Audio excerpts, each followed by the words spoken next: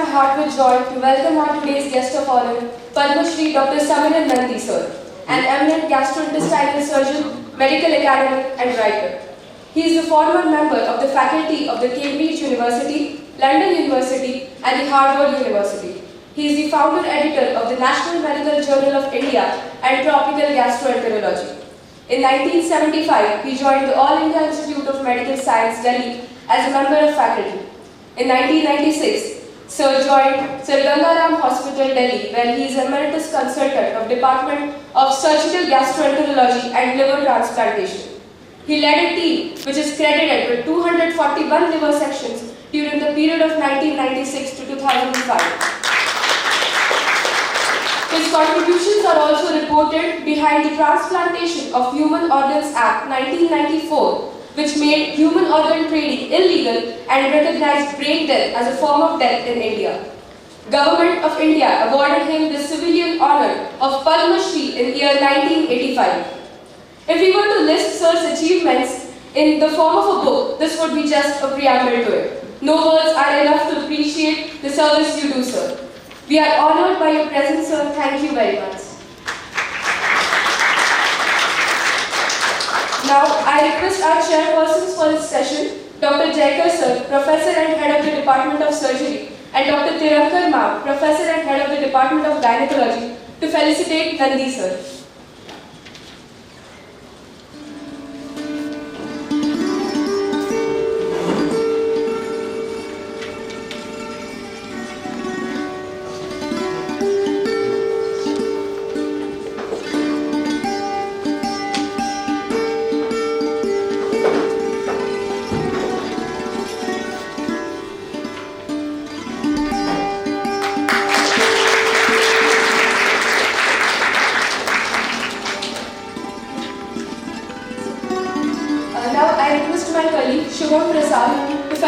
Dr. Jaikar sir, and I request my another colleague, Indrani Joshi, to felicitate Dr. Tirankar ma'am.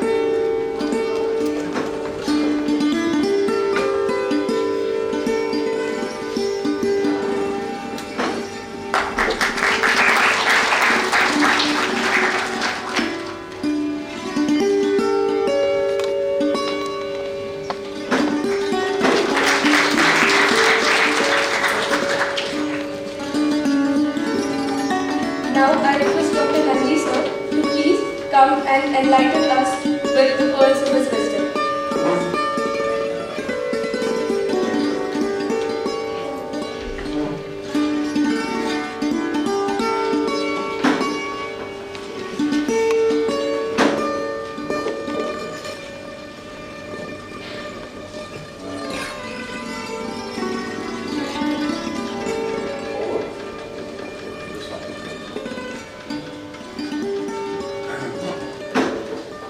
I want to start with a story. Many years ago, when I was at the All India Institute of Medical Sciences, there was a young doctor from Andhra, from Guntur Medical College, who couldn't get into postgraduate examinations, however hard he tried. And he asked me for advice. I said, he came as a house surgeon. And in those days, the house surgeons used to stay there for a year at All India Institute and then go somewhere because they hadn't passed postgraduate. So I said, why don't you do a paper? And he said, what should I do a paper on? So I said, we do a huge number of portal hypertension operations for extrahepatic obstruction, probably more than anywhere in the world. Why don't you look at the consequences of portal hypertension surgery, liner renal shunts in children below 14? So he worked very hard, and we had done about 162, and he, in those days there was no internet, but by telephone, by letter, he followed up 82% of them. And then he published a paper which was accepted by the Annals of Surgery, which is the best surgical journal in the world. and he was very happy. He said, what shall I do now? I said, you go to England. He failed all the PLAB exams. Then he asked me, what shall I do? I said, go to America. In America, he had an interview in the Sloan Kettering Hospital, famous cancer hospital. And the only thing they asked him was all about the paper. And he was appointed a resident in Sloan Kettering. And now he is number 2 in the thoracic surgery department in Sloan Kettering, a very important doctor in America. And all because he wrote a paper. And this is one of the reasons you write a paper and you can go to America and become chief of Sloan Kettering Hospital. But first of all, I want to tell you a bit about the background. We have done some research, and this paper was quoted in 50 newspapers, and in Japan, Korea, and even the Washington Post. And in the Washington Post, the headline was, if you think Indian medical education is bad, it is. It's very bad. And it's based on this paper. Between 2005 and 2014, 57% of Indian medical institutions had not a single publication which was indexed. And the excuses that people said were there was patient load, there was no incentive to publish because all promotions were done by time-bound, or because you knew the minister or the secretary. There was no funding, there was no guidance, and there was no role models. And the seniors hadn't published papers, so why should we publish papers? And they said, we asked, what about theses? They said, oh, theses, sir, they're like impacted feces. You try very hard to do the thesis, it takes a long time, you have to strain very hard, and nothing comes out. But publication of papers is very important because most ranking ranks, the people who give ranks, like the US News and World Report, QS, Shanghai, in the University Grants Commission, the United Kingdom, and the Times Higher Education, which ranks medical colleges all over the world, the research output is 1/3 of the total marks given. Now, how did America cope with something which is what was the case in America, which is very similar to India? They sent someone called Abraham Flexner. The Carnegie Foundation sent Abraham Flexner. In those days, America had a huge number of medical colleges, all producing second-rate doctors, and the Carnegie Foundation said something should be done about this. So they sent Abraham Flexner, who was from Yale, and he went to Germany, which had very good medical training, and he went to England, and he changed American medical system so that now American medical teaching and training is one of the best in the world. And he said that the purpose of having a medical college is, one of the main purposes is to do research into problems. And if they don't do research, they would be de-recognized. In China, which is doing very well now in research, and 20 years ago, the total output of research papers from India was 1.4% of the total number. From China, it was 1%. Now the total number from India has gone up to 1.8%, and in China, it is 10%. And it is quickly catching up to America in research output. And how have they done it? they are given rewards, they are given money, and a Chinese doctor told me that if in China you publish a paper in Nature, which is one of the 2 best magazines in the world, then you get your entire salary. I was telling this to another Chinese doctor, is this true? He said it's not true. You get 1.5 times your annual salary if you publish a paper in Nature. So that's one of the reasons, incentive. And in India, what happens? Well, even in All India Institute of Medical Sciences, the promotion is by how many years you're there, and your influence decides promotion, which is a terrible thing. And one day, many years ago, the health minister asked me, why are people leaving the All India Institute of Medical Sciences? It was not because of money, but I asked 15 faculty members, the vast majority said it was because their merit was not recognized. And the difference between Indian medical colleges and American medical colleges is that America and Britain recognize merit. And if you do well, you're promoted fast. In India, it does not seem to matter. And what you have to decide on VGMC Solapur, what direction you're going to go. I have recently appointed President of AIMS Rishikesh, and I'm very interested to implement Flexner's ideas into AIMS Rishikesh. And I met the minister 5 days ago and said that this was my intention. Now, what are the results? If you look at the index publications between 2009 and 2019, the Mayo Clinic at 73,000, the Massachusetts General Hospital 69,000, the Peking Union Medical College 30,000, the All India Institute Delhi,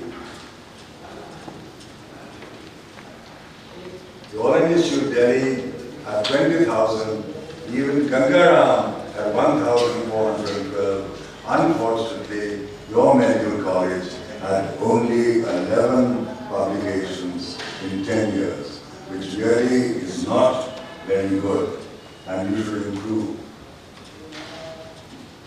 And if you look at the medical colleges in India between 2005 and 2014, you find that AIMS had the highest, PTI Chandigarh, and after that it drops off and very few publications. And I said 0 publications from 57% of all the medical colleges. At least your medical college has published 11 index papers. In the private sector, we are pleased that in Gangaram, we have a trust hospital and we are giving incentives to people who publish papers. And if you get any paper published in a journal, you will get 5,000 rupees. If you get a paper published in a journal which has an impact factor more than 4, you get 10,000 rupees. And not only because of this, but because we are very keen on people writing papers, we have also considered that in the promotion. And we are second to the L.V. Prasad Eye Institute in Hyderabad in the private sector. Now, why should you publish papers? Most people think that the main reason to publish papers is to see your name in print. In America, of course, it is to get promoted. If you don't publish papers, you're out. Even in Harvard, if you don't publish papers, you have to look for a job elsewhere. Then, of course, you want to advance knowledge. And, of course, in India, it's even more important because Indian diseases are very different from Western diseases. Indian patients are poor, they come with advanced disease, and we do not have the same infrastructure and facilities as Western countries. So it's very important in India to do research on what is appropriate treatment for India and not copy what is best treatment in Massachusetts General Hospital. And it's also very important to publish papers because you advertise yourself and the institution. And I see in the audience today and yesterday that people know me because I publish papers. It's a way of marketing. Rather than going to the newspaper and saying that I've removed 5 kilogram ovarian cyst, who cares? And of course, it improves patient care. Why? This is the most important thing. Why? Because you read more around the subject and you get perspective on the problem that the patient has. Now, as I said, it is the most important reason to publish papers, that patient care is improved. And how does it improve patient care? You establish infrastructure. You establish expert teams. Say, for instance, I'm interested in portal hypertension. The anesthetist, the blood bank, huge amounts of blood used to be lost. The instruments, the nurses, they were all improved because we were interested in the subject and the research.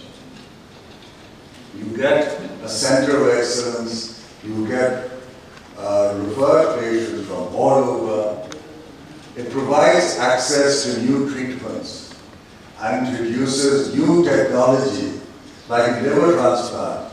You get all sorts of new technology about re-infusing blood, clotting mechanisms, testing all this. And it upgrades training of staff.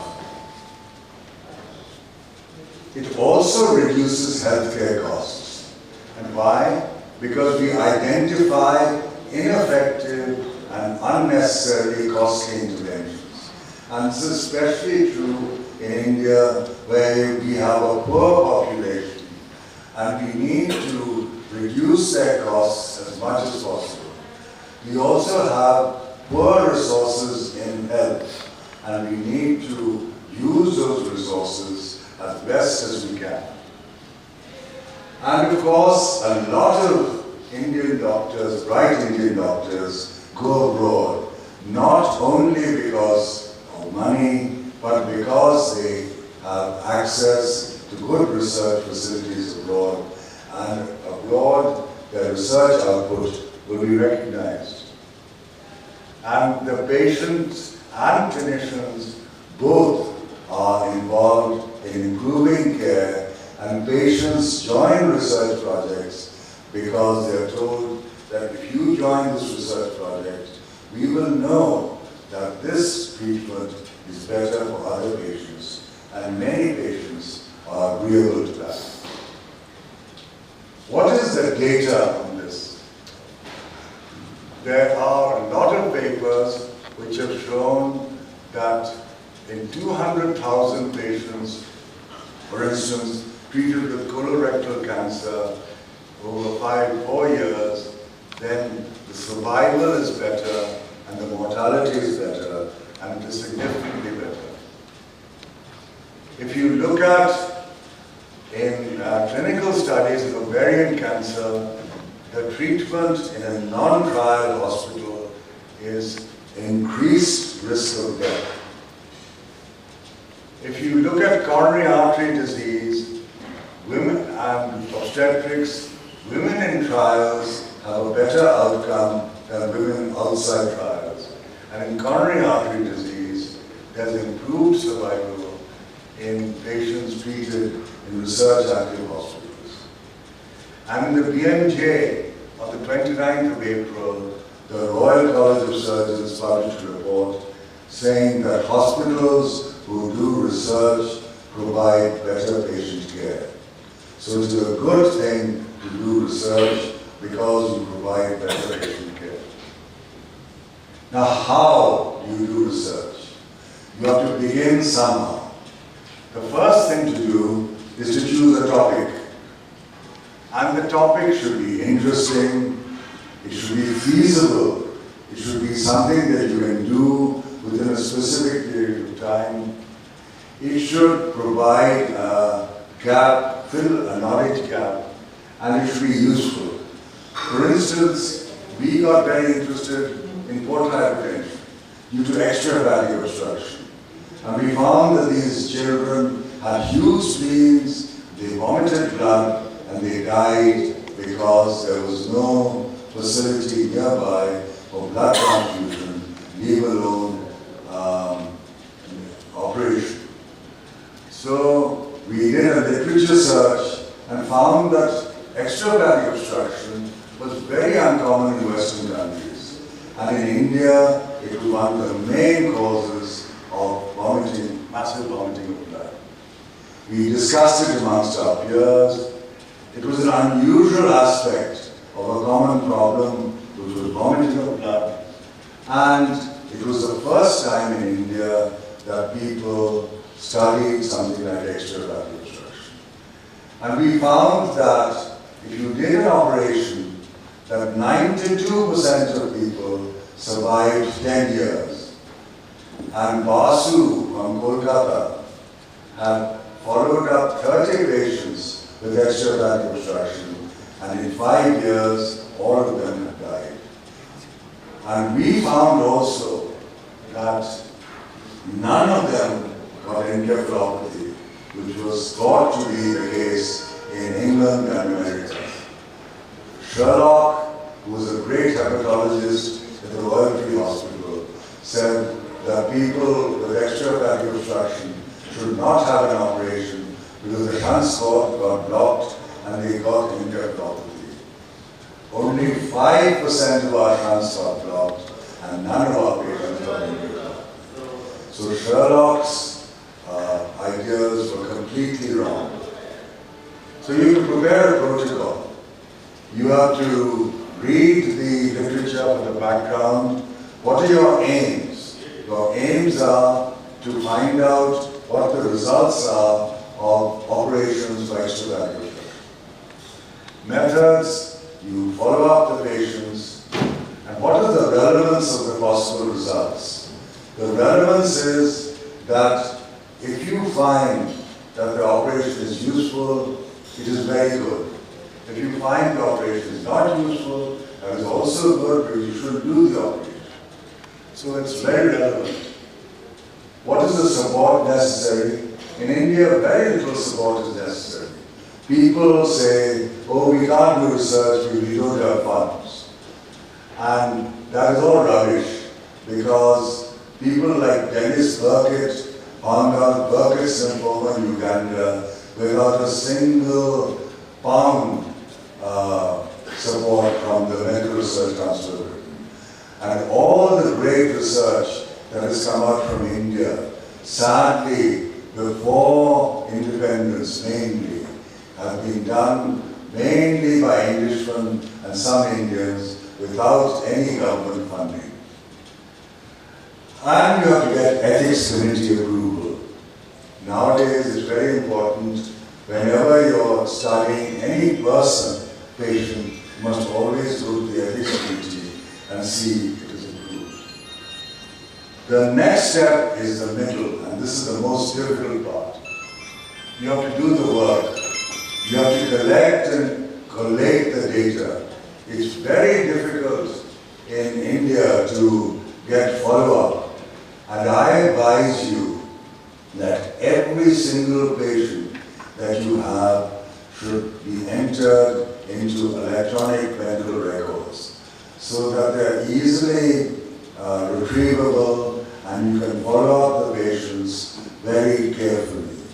And we, since I went to Gangaram, we have operated on 16,000 patients and we've got records for each single patient. And we can find out, you can ask me, how many retroperitoneal tumors have you operated on? And I can tell you we've done 176 in 20 years. And how many of them survived, we can tell you that almost immediately. You must be honest and you must be meticulous. And it's very important to be meticulous. Use Excel sheets or Access and enter all the data right from square one, patient one. Then you write the paper. And it's very important when you write the paper to decide the names of the author. And it's very bad, and this happens in this country, that the most senior author is often the first author. The first author should be the person who's done the work and written the paper. And the senior author should be the last. Although he or she may have generated the idea, but they should be the last author. And in between, you should put all the people in between. There should be no gift authors. That just because you want to get promotion, you don't put your boss's name who has been on holiday most of the time. And you should follow the International Council of Medical Journal Editors guidelines. And in short, it says that if you can take responsibility for the content of a paper, your name should be an author. If you cannot and you just helped, you should be in the acknowledgements. And you start writing. The first thing you write is the results. Why? Because that's the easiest thing to write, you don't have to think. Then you write the methods. You also don't have to think much. Then you write the introduction. Why did you do the study? How did you do the study? What results did you get? And what does it mean anyway? And these are four things that Sir Austin Bradford Hill said whenever you look at a paper. And the secret of writing a good paper is revise, revise, revise. And you revise twice again. And the secret of giving a good talk is to rehearse, rehearse, rehearse. And I've done many talks and I've rehearsed in front of my poor wife who was a historian and she used to hate it. And you show the paper to your colleagues, colleague treatment, and ask them how you can improve. And you must acknowledge help in the end. Then you submit the paper. You've written the paper. Which journal should you submit it to? Should you submit it to a local journal? Should you submit it to an international journal? Specialty journal? Should you go according to impact factor? I think you must be realistic about this. Something that, for instance, the incidence of diarrhea in Solapur is not going to be very interesting to the New England Journal of Medicine. So you should submit that to a journal in Solapur.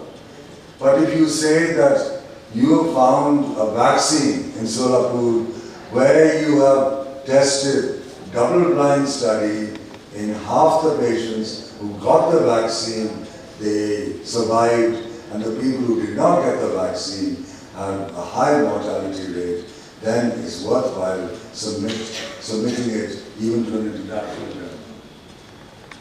And you must first read the instructions to authors very carefully. And sometimes this is only in one issue of the journal per year. But if you get a paper, and I've been editor of many journals, and I've also been on the International Committee of Medical Journal Editors. And the editor of the New England Journal of Medicine unfortunately said that when they get a paper from India, they often reject it immediately. Why? Because the people have not read the instructions to authors. So you should write a covering letter, and the covering letter says, why have we submitted it to your journal? What is known about the subject already? And what does this paper add to knowledge? And should you pay for publication? This is a new thing. That now I am in favor of certain amount of open access, because if you pay for publication, then the person who reads the article does not have to pay. So these articles are generally more cited than the people who are not open access. But of course there are predatory journals, and they are mainly from India and China, where you pay a huge amount of money and the paper is published and nobody reads the journal. And if you are asked to revise, it goes to reviewers, you're asked to revise, don't argue with the reviewer and say that, oh, I think I'm right and you're wrong. Just accept what the reviewer says and revise it. If the paper is rejected, what do? You don't start crying and go to your mother and say that these people are discriminating against me. You have to revise the paper according to the referee's suggestions, resubmit it elsewhere, and go down probably the impact factor level. But don't give up. And Stephen Locke, who is editor of the British Medical Journal, looked at 90 papers which had been rejected by the British Medical Journal, and 75 of them have been accepted elsewhere in the next 2 years. So don't give up. And if the paper is accepted, celebrate. The way to write papers is write simple papers, start with case reports, letters to the editor, do review articles, and then finally go to original articles. So, in conclusion, why should you write papers? The first reason is to improve patient care. The second is to see your name in print. It's a wonderful thing to see your name in print in a prestigious journal. And everyone will say, what a wonderful person you are. It advances knowledge. We've advanced knowledge in extra-hepatic obstruction. In America, it gets you promoted, and I have no doubt in India soon that writing papers will help you get promoted. And it advertises yourself, and it advertises your institution. And if your institution figures in the Lancet or the British Medical Journal, everyone in the world will have heard about your institution. So in summary, how you think of a new subject, you prepare a protocol, you do the work, you write the paper, and then you submit it to a journal, and if it is accepted, you get published, you may get promoted and praised, and you may even become number 2 in thoracic surgery in the Memorial Sloan Kettering Hospital in New York. Thank you very much.